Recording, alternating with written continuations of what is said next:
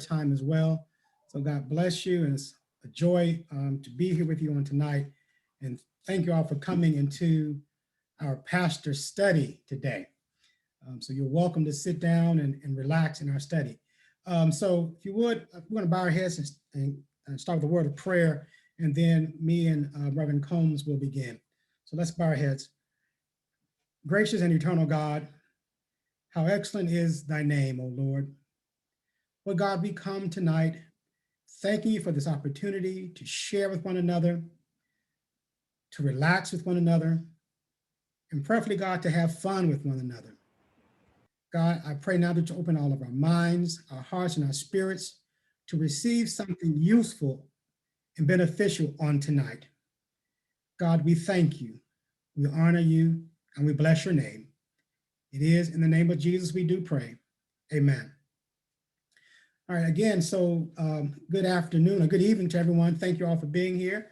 I am Reginald Barnes, pastor of Brown Memorial CME Church, and my co-partner in crime tonight is a young lady who lives in Lexington, Demetria Casey Combs. Wave your hand again, Demetria.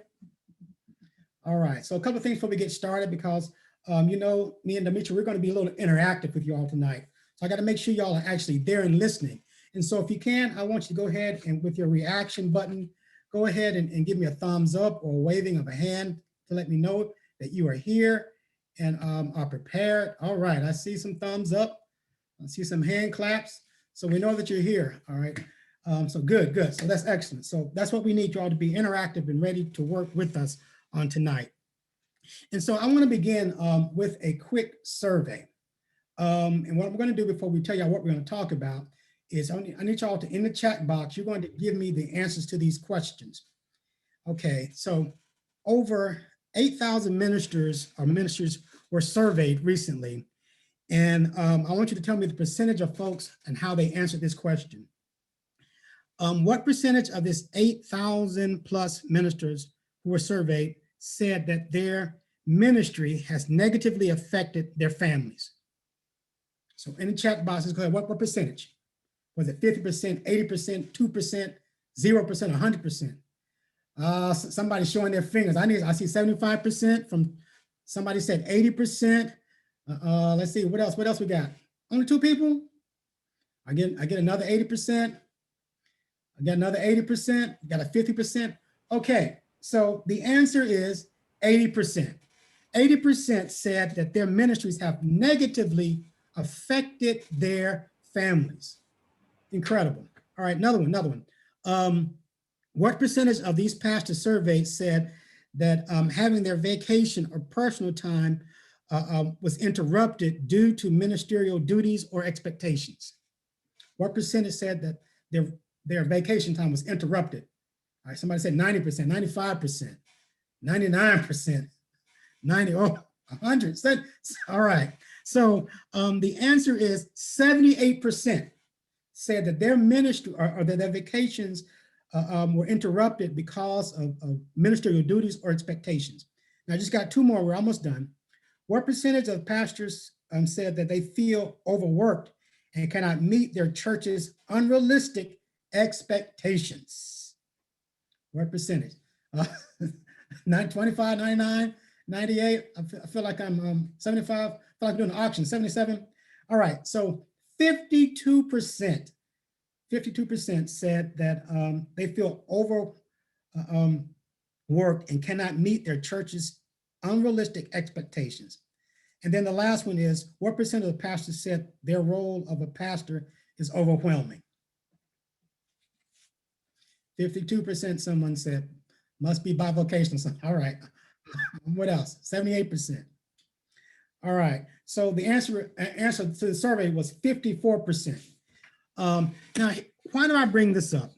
And so we're here tonight, and we know that we're in this COVID-19 pandemic. And just as church members are dealing with difficulties in these uncertain times and need care, guess what? So do we as pastors. And in fact, because it is difficult and they need us, everything about our lives has what? Completely changed. We still have some roles that we have to play, but now we're playing them so differently. And if you were stressed before March the 18th, 2020, you are sure enough stressed out now. I mean, even look, I'm seeing one man here. I don't know who he is. His name is Marvin Frank something. I know he used to have hair, but I'm looking, I don't even see it now. I don't know what's because of COVID-19 and the stress or what, but we all now are stressed out differently. Okay. And so one thing that becomes important for us then is pastoral care and our mental health. And so I want to share a screen with you, and Demetria just is on mute. She's gonna let me sit here and talk a while, but we are gonna do this together. Thank you, Demetria. All right, say hello. Good afternoon, good evening, everybody.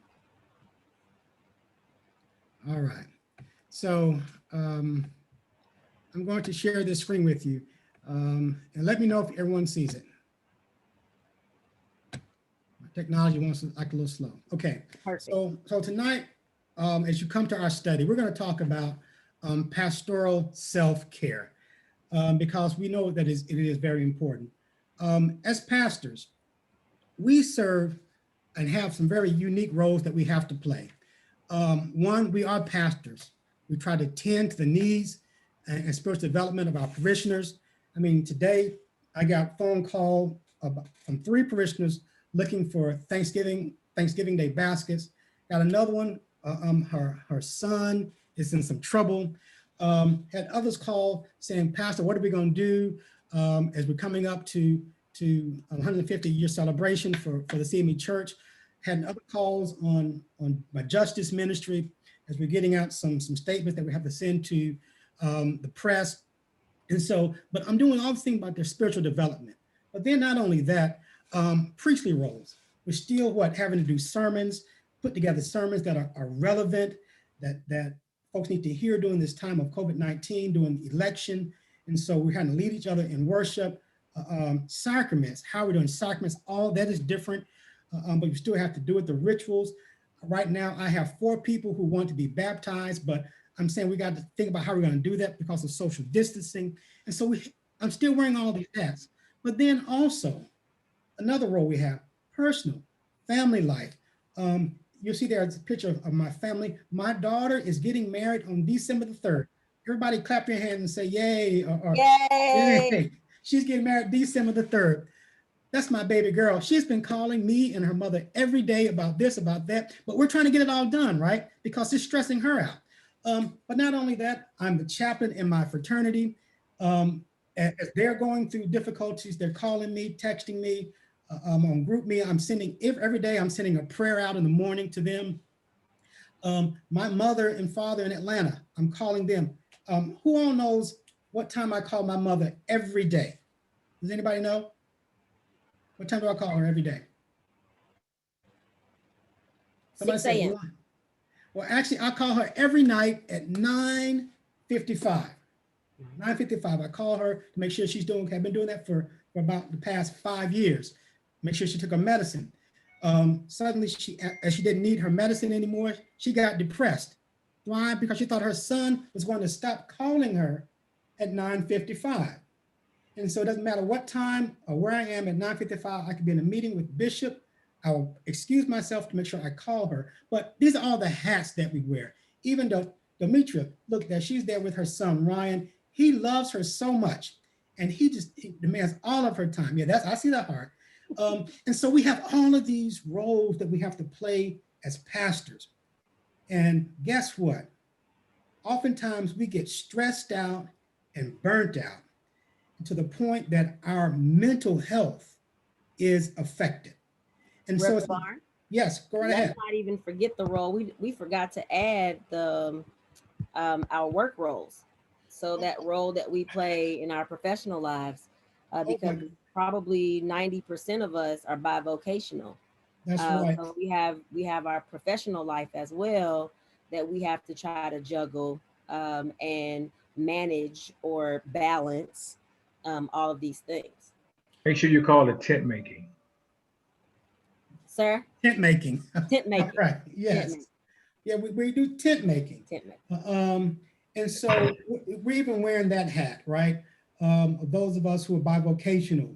And then even those who are not bivocational, because we're taking on other roles within the community. So we have all of these things and roles that we have to play. And again, we sometimes forget about ourselves, trying to take care of everybody else and everything else. We forget about ourselves, and that affects our mental health.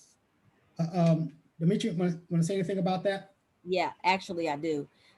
So for those of you, my professional life, I'm a licensed clinical counselor in Kentucky, and I currently work in a residential treatment facility for women who have addictions. And one of the ladies came into my office today, and with tears in her eyes, and she looks at me and she says, "How how do you keep it together?" And I'm like, what makes you think I'm keeping it together? But somehow there are people who look at us not just as clergy persons, but we say that we've been called of God. So sometimes, we say it. And so people look at us as though we have to keep everything packaged up nicely and neatly, when in all actuality, our world is crumbling down all around us. So she asked me, how do I do that? And I said, well, here's a little trick that I learned. I have learned to compartmentalize things. And I pointed Right. to the file cabinet in my desk. So every now and then, you have to put things in this drawer and things in this drawer, things in this drawer, things in this drawer, because you can't always deal with everything all at the same time. There's going to be moments when you have to put things away and deal with them in their place and in their time.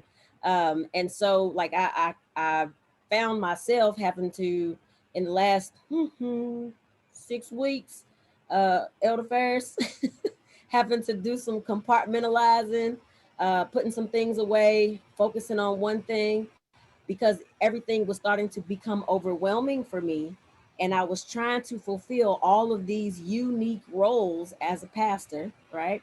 And they just got to be too much. I remember there was one time my brother Ian called me up and he's like, how do you do this?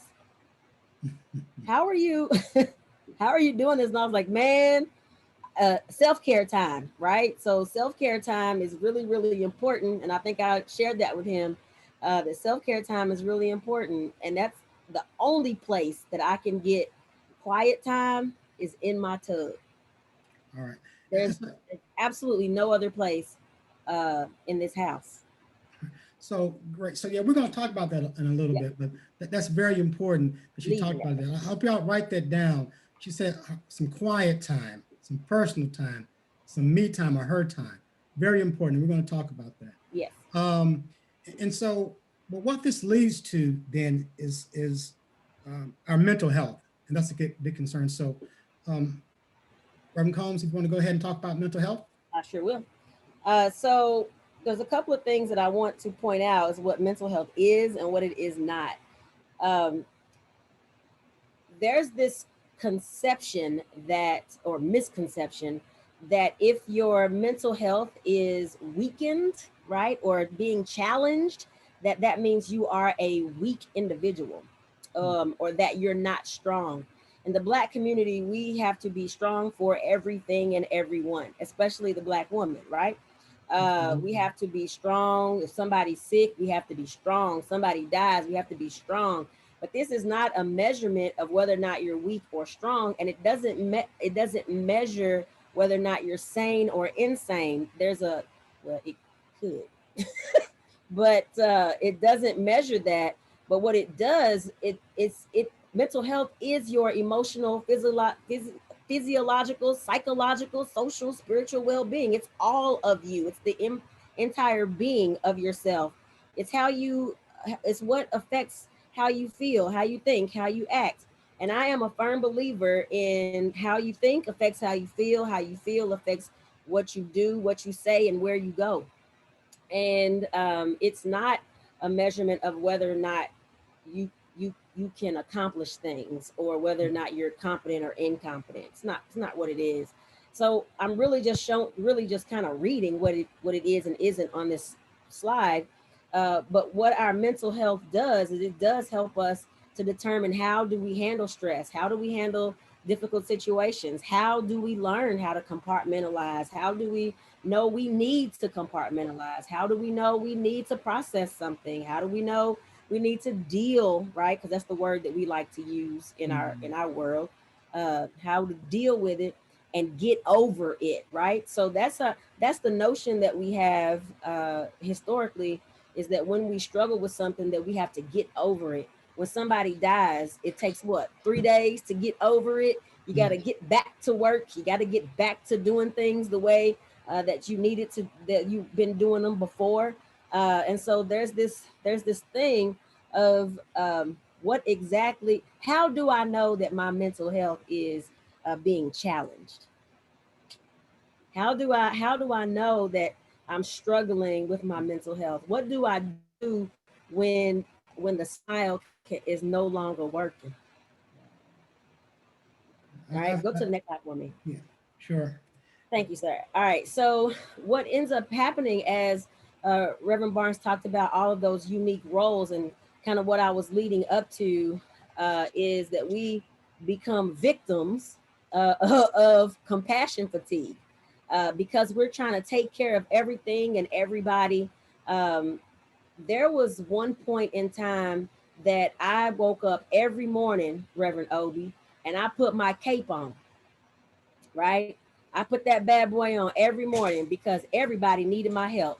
I needed to help everybody. I needed to save everybody. If somebody called, I had to answer. Somebody text, I had to respond immediately. I was like, get there, get there, get there, do that, do that, do that. And I became fatigued. I was not at my best. And I'll say this, Bishop Bishop has seen the residuals of my compassion fatigue. When he's looking for something and it doesn't show up, that's a symptom of compassion fatigue, because trying to do everything. And when you're trying to do that, being everywhere for everyone and everybody and everything, you end up missing things, right? So emotionally, and I'll share personally, emotionally, just a few weeks ago, I started to feel helpless. I started to decrease in the things that I loved, things that brought me pleasure, things that I enjoyed doing. I just didn't want to do them anymore. My anxiety levels were through the roof. I wasn't sleeping. My doctor said, "Are you sleeping?" I said, "What's that?" Right? I had no idea what sleep was. I would go to sleep at about 11, wake up at about 2, stay up all night, go back to sleep at 7, have to be up at 8. So I wasn't sleeping. I didn't have any energy, duh, because I wasn't sleeping. And I still really don't eat like I'm supposed to. All right. My appetite was off. I lost meaning. I lost focus. I felt like a failure. I felt like I couldn't get anything done. Nothing was being accomplished. Nothing was being checked off because of all of this, which led to hopelessness. Right. And so all of these things were happening to me, and I didn't even realize they were happening to me, because how can they happen to Wonder Woman? Exactly. How can that be? Exactly. How can Wonder Woman be defeated? Like, there is no kryptonite for this girl, right? But apparently, compassion fatigue and trying to be everything to everyone was definitely my kryptonite, and it crippled me. So much so that I did have to go and ask for help. I did have to go and ask my doctor for assistance, because things were just getting completely out of whack. So, I wanted to kind of share that, because there's so many times that us as African Americans, we don't want to ask for help, especially if it means some type of medication. Now, and I'll talk about this a little bit later, but we definitely don't want that medication. I didn't want it. I really did not. I mean, I cried at the thought that I needed it. All right. So there's just times when we do have to say, I need help. You may or may not need medication to help you out. But it's always, I think we all need somebody to talk to. We all need somebody who can help us realize our full potential. And that's the healthy way of dealing with things. And I would just strongly suggest that we all of us put our capes away, because ain't none of us super people. We, we're just not. Yeah. You said it affected you, but who else did it affect in your life? Well, it affected Ryan, because Ryan was poor Ryan. He saw me crying a lot, Mm. and asking why was I crying and what was wrong, and mommy, why are you sad, and all of this, and it affects my work. So it affected the people around me that I was working with. It started to affect my relationship with my boo, right? It started to affect my relationship with my mom, because every time I talked to my mom, I was snapping, and Tracy ain't about all that snapping. I don't mean snapping like this. I mean snapping. And she was about to come for a sister. So those kinds of things were definitely happening, and I was just really losing myself so much, where I was sitting at work one day and I just grabbed my computer, my laptop, and went to my truck. And one of my clients said, "Are you okay?" And I said, "No, I'm going to my truck." And I sat in my truck for like 2 hours Wow. working. That's not cool, man. That's not, but it was starting to become something I could not deal with. And so one night my elder asked me, was I okay? And I said no. I admitted the fact that I was not okay. And so here lately I've been posting things that just let people know it's okay to not be okay. You ain't got to be okay all the time. Right. It's Mhm. okay to be sad. It's okay to say I need some help, and to realize that I cannot do all of this on my own. Right. You talk about how it affected Ryan, um, and the longer this type of stuff persists, the worse it can be for family. The statistics also show that most preachers or ministers, when their children become adults, they either leave the church or fall back away Right, from their faith. And right. sometimes it's because they saw what the church has done to their parents Mm-hmm. and how their parents sacrificed so much, and their families were not what they wanted or could have been. And Right. so we have to be careful about that. That can happen. Okay. So anything else you want to say on this? No, Okay. because I know we got some other things planned. Yes, yes, yes. All right. So then as pastors, so some things that we need to do or should be aware of, and that should make them part of our study, if you will. Number one, the first thing is rest. All of us need some downtime or some time of solitude. You heard Reverend Combs say earlier, and thank you for being so open, that her only place for her downtime and alone time is in that tub, Yeah. right? And so we have to make sure we have time and space for that. Um, in the book of Mark 1 and 35, it talks about the fact that Jesus got up early in the morning and went to a desolate place, right? A place of solitude. And so you got to find that time for yourself to actually rest. And so that part of that might means is that at a certain point, you don't answer your phone call. At a certain point, you have to say, I can't do any more Zoom calls after 8:30. Or get up early in the morning and say, this is going to be my time and my time alone, that nothing else is going to get in the way of that. Um, Sometimes we pray and pray and pray for so many people, we don't pray for ourselves or take time to actually go into prayer and study for ourselves. So we got to make sure that pastors that we schedule in our day some point or some time where we can have some downtime, where it's just us and us alone. It doesn't have to be in your office. For me, my downtime is early in the morning going to the park. I see it's like me and three other people. We see each other every morning. We wave, we social distance, but we're doing our walk. I get to see the bird, hear the birds, see the birds, the beautiful grass, and see the changing of the colors of the leaves on the trees. And that's my solitude. And I don't let anything interfere with that. that grounds me. So that's where I get my rest. Second, refueling. And it says that's internal resources. And by that, what I mean, I want to make sure you want to do things that lift you up, that allows you to make space for yourself again. And that can come in the form of many things. We want to talk about that a little bit later on before we close out, but doing something or having something that allows you to refuel yourself. But then also we have to also need retooling, and that's external sources. And that's sometimes finding new skills or learning new skills or new techniques for dealing with issues. External might be that you learn something new by reading a book, or even taking part in coming to the pastor study tonight. That's external. Retooling, learning more ways of dealing with the stress that's on you. Fourth way, restoration, giving yourself permission to revise the vision of yourself or your ministry. The bishop may have put you over evangelism or working with youth and children. And sometimes we get burnt out, or we find out that, hey, this isn't the ministry I thought it was. It's okay, folks, to say, hey, I need to stop and we need to change my ministry. I think my passion is senior citizens. Let me work there. I'm telling you, you're going to do yourself a favor and the church a favor if you are walking in the right direction in terms of your vision and your ministry. You won't get burnt out as fast, and you'll be much more productive. And so we have to also do this thing of restoration.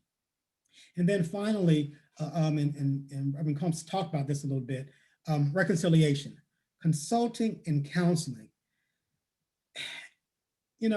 If I broke my arm, I would never try to reset it myself and put my own cast on. I'm going to go and get help. As pastors, it's the same thing with our mental health. Yes. When something isn't right, when something is broken, be willing to go get help. I was telling Demetria that I gave this example last night in my Bible study. Growing up, and I love my father dearly. I mean, he's my heart, but he was abusive. His father was also abusive. Well, in college, I noticed that I had an anger problem, that I would just get angry, a temper. And I knew I didn't want to be like that if I was ever going to get married and have kids. And so at Hampton, I went and saw a counselor. And here I am, 51 years old now, and I'm so thankful that, and then I say courage, I had enough courage and enough humility to go and say, I need help. Right. Little things are getting me angry for no reason, and I don't understand why. And so going through the counseling sessions that I had to go through for almost a year, but I thank God that I did. And so sometimes as pastors, we need that as well, counseling and consultation. Some other things, having some close set of friends. As pastors, it's hard to have friends because everybody's pulling at you. But if you can find just a few friends, doesn't need to be a big number, some few folks that you can talk to and have accountability with. My accountability partners I have are two gentlemen. They're still, well, one's in Atlanta still, and one is in Birmingham. Greg Williams, he's a pastor in Atlanta, and Lamont Johnson, he's now in Birmingham. Whenever we can get together, we do our best to do it, but we are accountability partners. We talk to each other, we trust one another. And that's part of our counseling where we can offload sometimes. They don't want anything from me, I don't want anything from them. We're on equal levels, right? And we can confide in each other. And of course, it takes time to build that type of trust, but that's also part of counseling. All right, Reverend Combs, anything? I want to say something about the counseling piece, right? So, um, even as a counselor, right? I need a counselor. So Yeah. there's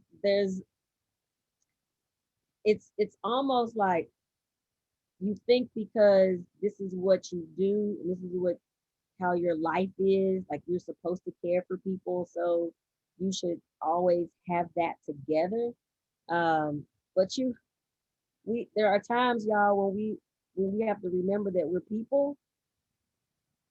Um, and what I like to tell people, I am good at what I do, but I ain't Jesus. And I don't know so much if I'm telling them or if I'm reminding myself that I can't be all things to all people. But I definitely would encourage you, if you find yourself being overly anxious, you're not sleeping, you're not eating properly, you're finding yourself just kind of going down this a tunnel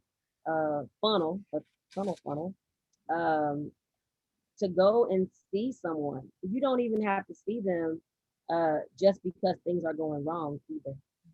Mhm. You can actually go just to have someone to just kind of unload some things. Doesn't mean that your mental health is failing. It doesn't mean that you're weak or that you can't handle life. It doesn't mean any of that, but it's good to just kind of unload some things sometimes. It, it's a checkup. It's a A checkup. checkup, yeah. Yeah, checkup. And so those are some things that I think are important for us to do. Getting proper rest, and we talked about that, exercising, your body, eating right. Many years ago, I attended a pastors conference that we did. In fact, at the time, Bishop, you were the dean, and the theme was self-care. And I've never forgotten it, because part of what happened to me, I just want to quickly tell my story. My mentor, his name was Jerome B. Price. I followed him at two different churches. I think Bishop Thomas, you were in minister with him up in Chicago, but Jerome Price, he had come down to Atlanta for the pastors conference, and he and I did a wedding together. And I was telling him, I was at the church I was at, that there was a member who was just driving me crazy. And he said, "Yeah, I remember that guy. He was almost the death of me." And we joked about it. Did the wedding. We said, "Well, we're going to go out to lunch during the pastor's conference. We'll talk about it and talk about how to handle it." I was like, "Great, wonderful." And to know Reverend Price was to know that he loved everybody. I mean, folks flocked to him, right? He was always doing for everybody. That was just his style. Love to eat, and have a good time.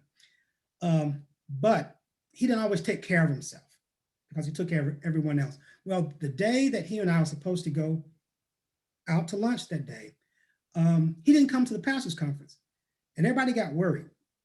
I called, didn't get an answer. A lot of folks called.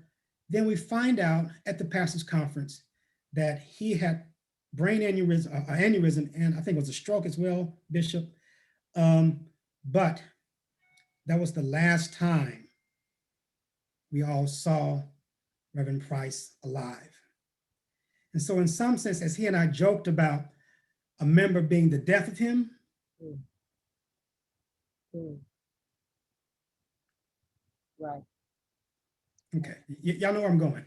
Well, it's not just about like our mental health, but also we have to think about our physical health So, too. and that's what I was getting at. So even our physical health didn't go to doctor as he should, because always was doing for the church. He forgot about self-care, or really wasn't emphasized as much. And somebody said something to me, and they said it jokingly. They said, "Jesus already died for the church. You don't have to." Yeah, right. And so many of us have forgotten that. Right. It's already been done. All right. Right. We forget that Jesus also went off into retreat, to rejuvenate, to revive, to refuel, to rest, to even retool himself.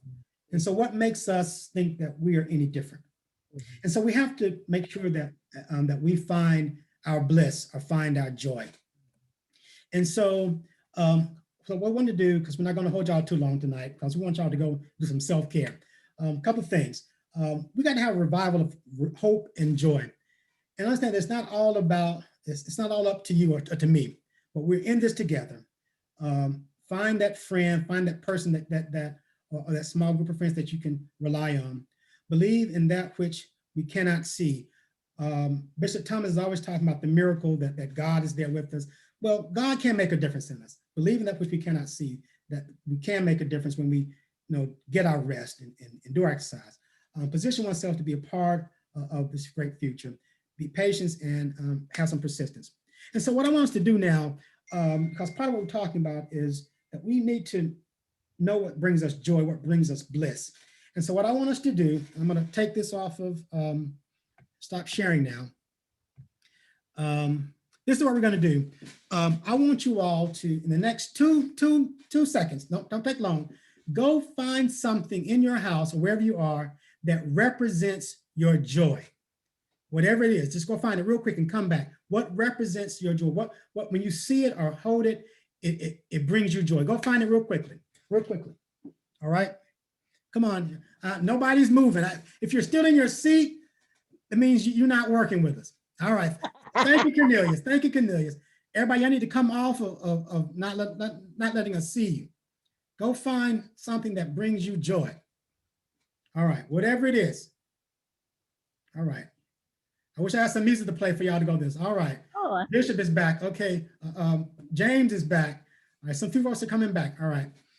And so what we're going to do, we're going to take about 5 minutes. In a moment, Ian is going to put us in random breakout rooms.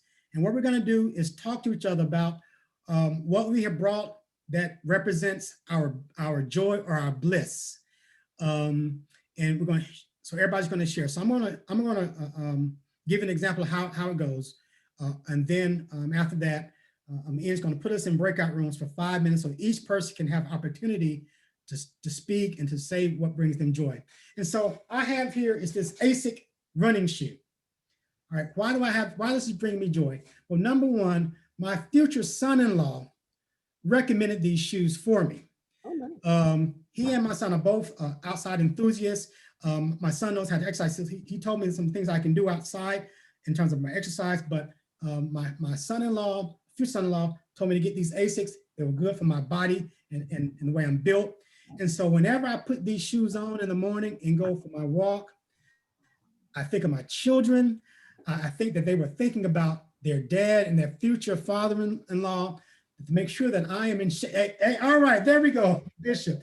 And so this brings me joy because I'm out there in the morning in the beautiful air, the trees and nature. And so this brings me joy.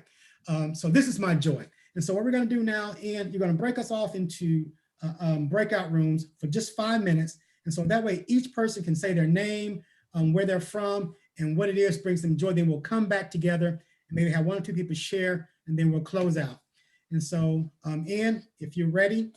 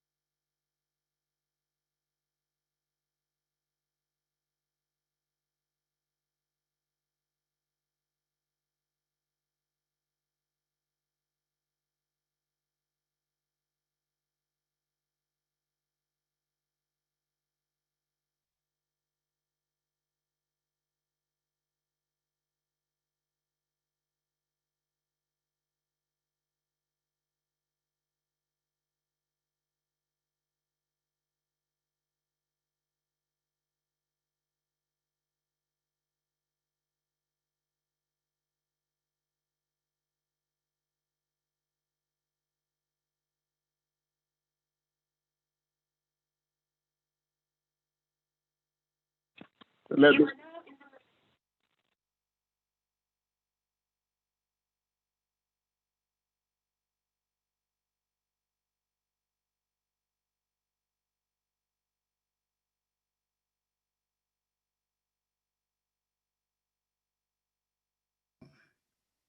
All right, so we're all back. All right. All right. So I hope y'all enjoyed that. Now, in our group, one person did get to speak. And so I'm going to ask Reverend Snorton to go ahead and tell us what you brought. Reverend Snorton, are you there? Okay, I'm here. I'm Go here. ahead. I'm holding my wreath. And can you see it? Yes. Beautiful. Okay. This is a new thing that I've started to do. I really like to be creative, and I've learned that I wanted to buy a wreath and they were costing $80 or $90, and I don't have $80 or $90, and so I figured out how to do it myself. So each Amen. month I've worked on making a wreath. All right, wonderful. Thank you. So we're going to ask one more person. Let me see. Bruce Gibson. You can take yourself off mute. All right. I held up a coin that was given to me that I wake up with every morning, and I'm not sure y'all can see it or not see it, but it coin reflects what I've been through that gives me joy. It takes me back to my high school years, then to the Marine Corps, then to college, out of college into the ministry, still working a secular job. But it brings me joy to wake up with this every morning and to look at it and just realize how far God has brought me and kept me. All right, wonderful. Thank you, Elder Gibson. All right, so we're going to do one more. Let's hear from our bishop. Anybody want to hear from Bishop? Yay. Hear from the bishop. Yay. All right. Bishop, you're muted, sir. I'm going to get me a shirt that says unmute yourself. Well, I'm gonna tell you, I really had I couldn't pick, but I decided to pick this muffin, carrot cake muffin. Anybody who knows me knows that I have not met a carrot cake I don't like. This one, I finally found one I don't like. It's not working, but and the good thing about it is that it's been in the house for a few days, and I just kind of got a little icing off it a minute ago. But it brings me joy just to, this is my little thing here. I just love carrot cake. And so I try to reserve my dessert capital until I kind of get to this point of doing carrot cake, and I try to do it within moderation. But that's, that if you ever want to make me a happy camper, carrot cake will do it. All right, thank you. Very good. Thank you, Bishop. So I want to open it now for just any questions or comments before we end our time together. Any questions or comments? Reverend Barnes, this is Lydia Spraggin. How are you? I just want to comment and say how important self-care is. This year, I went through a period of dehydration, and the court said, I came to the court to file something, and they said, we will not take it. And if you do not call if you don't call somebody to come and get you, we're going to call the ambulance. By the time the person got there, I was just out of it, totally out of it. And I found that I didn't have the proper water, I didn't have the proper nutrition and whatever. And that person realized it and just started loading me up with water. I didn't even realize that your urine was supposed to be clear and not some brown or yellow color. So I just want to say that you have to take care of yourself, or yourself will take care of you. Absolutely, absolutely. So yeah, and that does become very important as part of self-care, taking care of our bodies, making sure that we're healthy, eating the right thing, doing the right things. Just real quickly, I went to the doctor a little while back, had a little scare with my heart. It turned out it wasn't my heart, thank God. But what they said was this is a white doctor, and I say that specifically for a reason. He said, Reverend Barnes, your heart is better now than it was 4 years ago when I checked you. He said, and that's very rare for Black pastors. And I was like, what? He said, y'all typically get worse. That's because we don't take care of ourselves. And so I was glad to know that my heart was in better shape than it was some years ago. And so my wife and I, we celebrated that fact. Amen.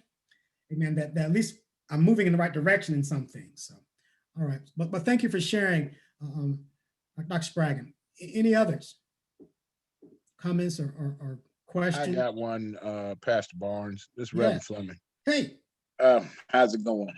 In the military, we have a term when we come back from combat or something like that. It's called decompression. Decompression is trying to get you to readjust to a local or everyday life type situation. As pastors and clergy and just lay people alone, we get so caught up in church that we feel like we're in that war zone the entire time. Yeah. And it's hard to blend family, friends, work, and everything else together because you're so there that you have to get into a place of decompression. And that's what Pastor Combs was talking about, is going out and actually going into an area like the tub is our decompression. I can tell you this now that I suffer from PTSD and I see a counselor. And one thing she tells me every single time I see her is, are you doing a daily decompression? And what she's telling me is that you got to take time out for yourself to get into a place that only you need to be, nobody else.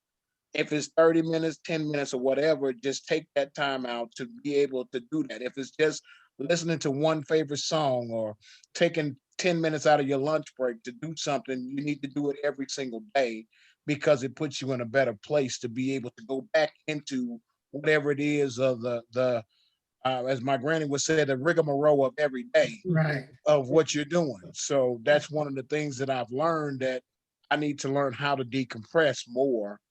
And it's hard with two toddlers, a 20-year-old in college, and a wife that is demanding, plus a job and a church, and all of the social strain that's going on with COVID and everything else, and the dangers of my job. So decompression is what I would tell anybody. Absolutely. You got to learn to decompress. Find your bliss. Find your joy. James would tell you that part of my joy is his daughter, Skylar. When she says, hey, Uncle Reggie, that's my joy. I can't wait to see her and hug her, right? So you have to find your joy. And that's part of what James is talking about, that decompression, to let go of all of that war zone, if you will. And be able to center yourself again. Very good. So thank you for sharing that, Reverend Fleming. Anyone else? We don't want to keep you past 8:30 because we want y'all to decompress, to find your space. I think it's important to note that decompressing does not have to be an hour. I mean, it's really important to note that it can be as short of time as like 10 minutes.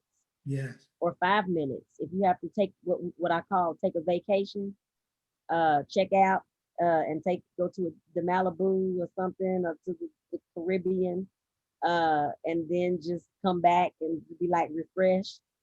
Or when you get home, get your teacup, your tea mug, and drink your tea, and or sip your tea, however you need to do that. But that decompression time does not have to take a week, or an hour, 2 hours, because let's be honest about this. We're going from work to home in a Zoom meeting, right? And then a this and a that and a this.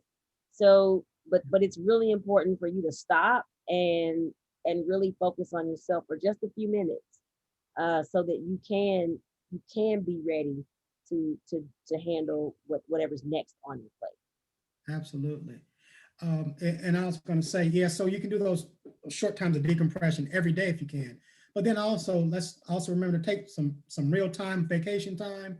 Yeah. Sometimes our churches we don't feel like we can leave our church. I'm And going that's to. where our presiding elders and bishops can come in to, I'm being honest, to remind our parishioners that we too need personal time, time for vacation. I have missed so many class and family reunions because I said I can't leave church. Yeah. Okay, real quick story. In January, one of my good friends from high school passed away. I was hurt by it. Went to the funeral, and I'm thank God that all of us, we knew something was wrong because we hadn't seen each other, been so busy. And so we hugged each other. And we were hugging for long periods of time, y'all. I mean, it's almost like uncomfortable, long times of hug.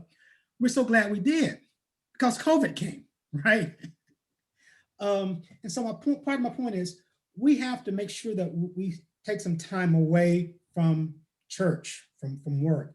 Part of the statistics also showed that most minister men who have extramarital affairs, part is because they have not taken time to spend with family. Okay, so let's just be real about it. So we need that time to be with family, to take some time off away from the pulpit. And again, that's where leadership can come in and say, hey, church, your pastor needs a break. Give them a Sunday. Let them go a Sunday. And pastors, give yourselves a break. Your church will survive a Sunday without you. I promise you. How many of us are really guilty of that? Like, seriously. I was guilty for at least the first 5 years of my ministry. Like I took a vacation last week, and I'm like, I'm still preaching. And so I was in Texas and I preached from Texas, but now like I'm going through all this stuff with my first father. And y'all know why I call him my first father, because he's my first father. I got 2 daddies. All right. So I'm going through all this stuff with my first father, and I'm like, you know what? When Sunday comes, I'm not leaving here. I'm gonna stay right in here. We're gonna have to do something. I don't know what we're gonna do Sunday, but I just can't do it. I have to stop. I'm unraveling, and there's gotta be a time where we say, I can't. Right. But we shouldn't have to get to that place of I can't. We should be able to take our time, take some decompression Sundays off or whatever before you reach I can't. Amen. Yeah. And Cornelius, you talked about this last week. On Sundays, you're now able to go online and see everybody else preaching. Well, for me, that's Reverend James or Reverend Fleming. That's part of my decompression. I can go and watch another service. Yeah. Be preached to. Yeah. And get the word for myself. Amen. Yeah. That's one reason why I love going to the pastors' conference. That's a whole week of receiving, right? Receiving. So Reverend Barnes, one of the comments I received I have been receiving comments about our conversation. Yeah. One of them was about our meetings. That's some of our meetings are downtime for some of us. Absolutely. Sometimes. And those meetings that we go to, again, just personal example, annual conference now. I love annual conference because number one, I'm going to see you all. I'm going to get to see my babies, Skylar, amen, get to hold her, play with her a little while. That's great time. When I go to pastors conference, I know there's going to be some preachers there that we're going to make sure we go to lunch together. We're going to sit together and listen to a good word, high five each other and laugh a little bit because we need it. We need it. We all need it. Okay, I have about 8:30. Anything else before we leave tonight? Reverend Barnes, you've been an awesome partner. And Bishop, I'll say this. I was telling Demetri this. I said somehow Bishop knew who to pair each other with, because as soon as I said we got to do something, we both said the same thing: pastoral care. It was in us. So I appreciate that we were able to do this, and that you all spend this time with us on tonight. Anything else for the good of the cause before we depart tonight? Let me just say a couple of quick things. Sure. Is Brother Farris on here? Yes. You can say hello.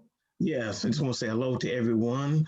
Thank you. I was going to present Pastor Casey Combe and Reverend Barnes, but they took off running, and I've been running with them. Thank you, Bishop. My apologies. No, it's good. It was good. I needed that. Let me say that I needed that. So it was the will of God. Well, let me express my appreciation to Reverends Barnes and Combs for an outstanding presentation. And I want to thank you, those of you who joined us tonight and across the month. You know, God just kind of gave me this vision for us, and I thank you for. And each one has had his own flavor, and I intentionally gave no script to nobody, and I let you be you.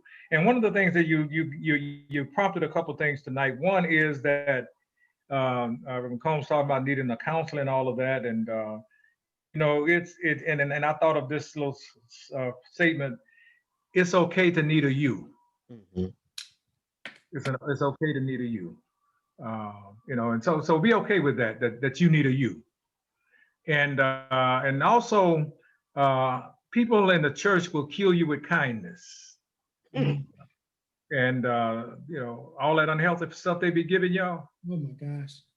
you know, I mean, they love you, but some of that is you know, it's and you have to know how to receive and not hurt people's feelings and that kind of thing. And the other thing is quickly Sunday, our young people, our lay ministry will do a Thanksgiving service. You've seen the flyer. On the 29th, the Alpha Phi Alpha fraternity here in Cincinnati chapter I'm a part of, we're doing a webinar on stress. And for some reason, I'm one of the presenters. I don't know how that happened, but so that's, and you've seen the flyer, you'll see it again. And then on December the 16th, which is the 150th anniversary of the CME Church, and I got to get that meeting together, but we're going to have a service that night, that Tuesday night, beginning at 8 o'clock, and Bishop Lakey is going to preach for us. Amen. And so we're going to get that together. And so thank y'all so much. And then Reverend Combs, you know, you're in our thoughts and our prayers as you and your family celebrate your first father's homegoing.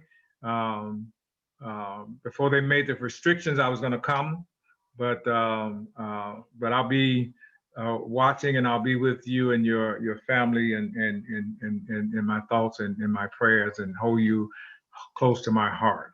And so to all of you, I want to thank you so much for, and our last one is Monday night, so that we won't take up your Thanksgiving. And Reverend Natalie Obi and Reverend James Walker, Pastor Washington, they will lead us on Monday night. And so again, you guys just don't know how much you mean to me, and that you would allow me to just hijack so much of your time. But I hope that you are as blessed as I am in this time that we share together, and how we are a blessing to each other, and how God has really gifted the Second Episcopal District with the various gifts that all of you bring to the table and to the kingdom. And so God bless you. And if y'all don't pay any conference claims, you all gonna need a counselor. Oh my Lord. All right. I only charge $80 an hour. I need that for my conference claims. I'm pretty cheap. All right. Somebody, after Reverend Barnes, somebody from y'all's district will close us, however you want to do that, Reverend Barnes. Yeah, I was going to say, I hope everyone had an opportunity to speak in your small groups. But is there anyone who would like to close us out in a word of prayer? And they do so.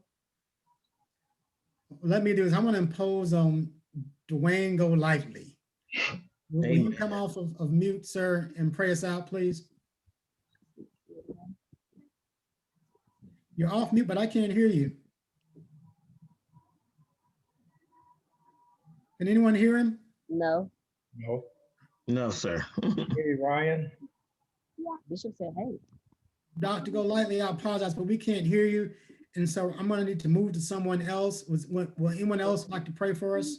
Ryan said he'll pray us out. All right, Ryan, my man. a baseball player.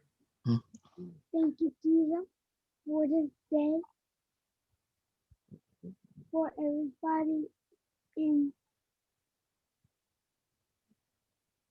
this church. Yep. Amen. Amen. Amen. Thank you, Ryan. God bless. God bless everyone. Take care. We'll see y'all Monday night. All right now. Oh, y'all at church. Good job. All right, Good so job, Reverend Barnes, Reverend Demetri Case-Cone. Good job. Thank you, sir. Have a good night. Ryan?